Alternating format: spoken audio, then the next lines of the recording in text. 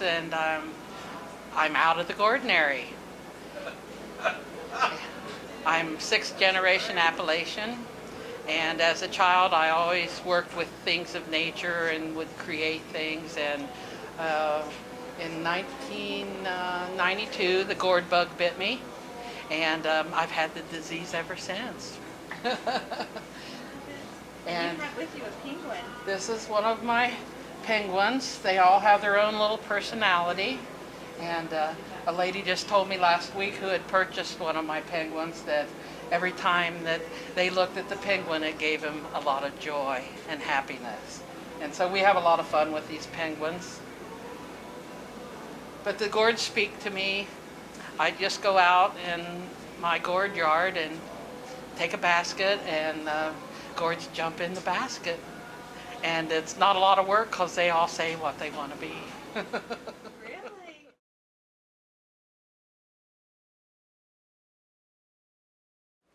But how I came about ArtAffects is through another lady through another shop, and she had told me about it, and she said I could put a couple things down here and you know, to show some of my photographs, and so I did that, and I thought I really enjoyed it, and I thought I really want to do more, and I've always done something that's creative all my life, and I decided I want to get back into artwork, and I mostly in the past year have been working with photographs and photography, digital art, but I am getting back into painting and some sculptural type work.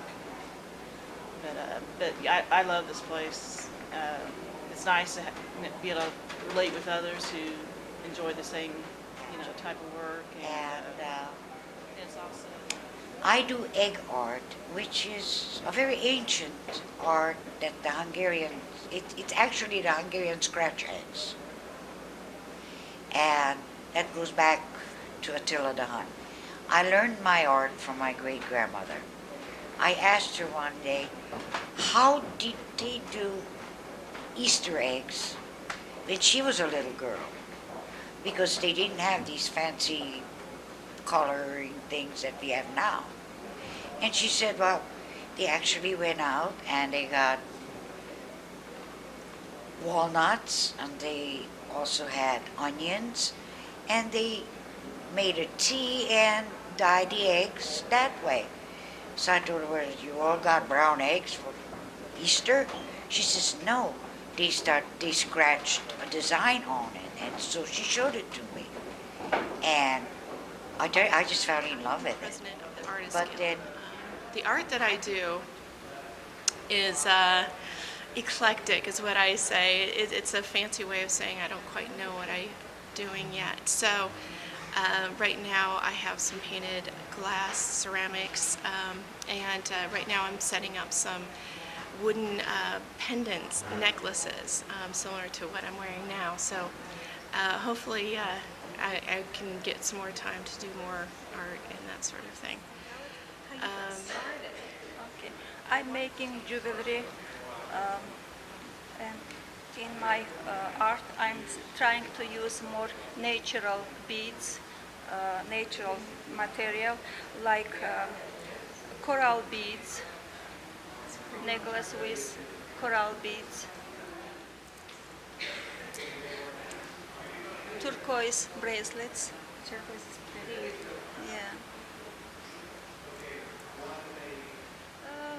Probably 3 or 4 years already I'm making jewelry. Once I visit one of my friends in Dayton. She has her boutique, and I really like it. Jewelry she had in her store, and she told me one lady is making this jewelry, and she told me you can make it by yourself too. And I try, and I like it to do jewelry. Now I'm making with great pleasure. Hi, I'm Jim Great Elk Waters. I'm a Shawnee Appalachian artist. I live in the Shawnee Forest, Shawnee State Forest near Portsmouth on 125. It's a beautiful place to live, and it's just so peaceful and so energetically creative for us. I was raised in Buena Vista, which is a small town from near here, and I am truly an Appalachian child. We enjoy life, and so enjoying life, we give.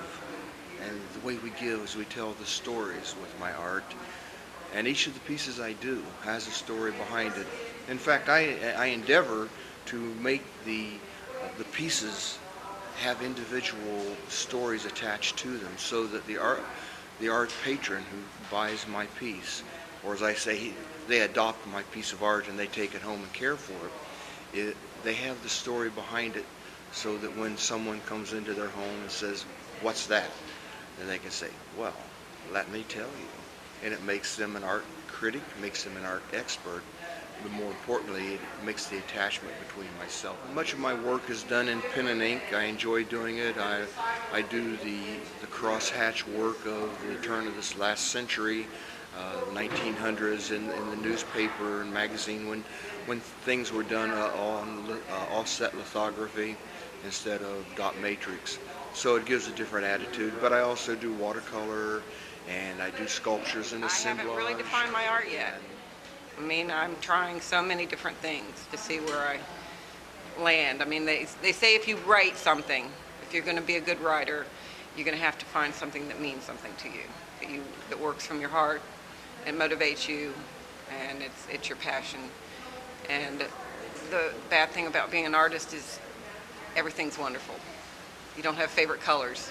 You don't have favorite things, because everything's a new experience and you can find wonder in all of it. So I am trying to find, and I'm starting to zero in on what I really want to do.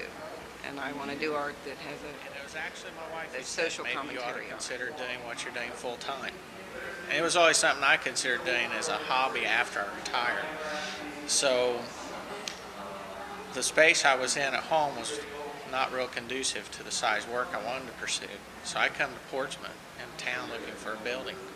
You see the expense that was involved in that, the amount of work it was going to take. It was something I had to back off on. And I'm not sure who the connection was. I've never found that out. But Delynn Capoletti, who was then the executive director of Portsmouth Area Arts Council, got in contact with me. And she and I conversed, and I told her my wish is to locate here to do my woodworking, and explained to her what was limiting me from being able to do that. And one of her goals and desires was to see an art community established here in the downtown Portsmouth area. And she and I met over lunch. I've made several different boxes, and these are just little ring boxes. This particular item is obviously an apple. This is actually canary. It's the name of the wood. It comes out of Central America, so it's an import. And I have turned, I don't know how many different species of woods throughout the world. This bowl is a local wood. This is actually ambrosia maple. It is a soft maple that a beetle, ambrosia beetle, will bore into the wood. As it bores through, it will secrete an enzyme that grows bacteria that the beetle eats. The beetle actually doesn't eat the wood per se, it just grows bacteria. Well, with that bacteria and the enzymes in there, that is what puts the stains and the lines and everything like that in this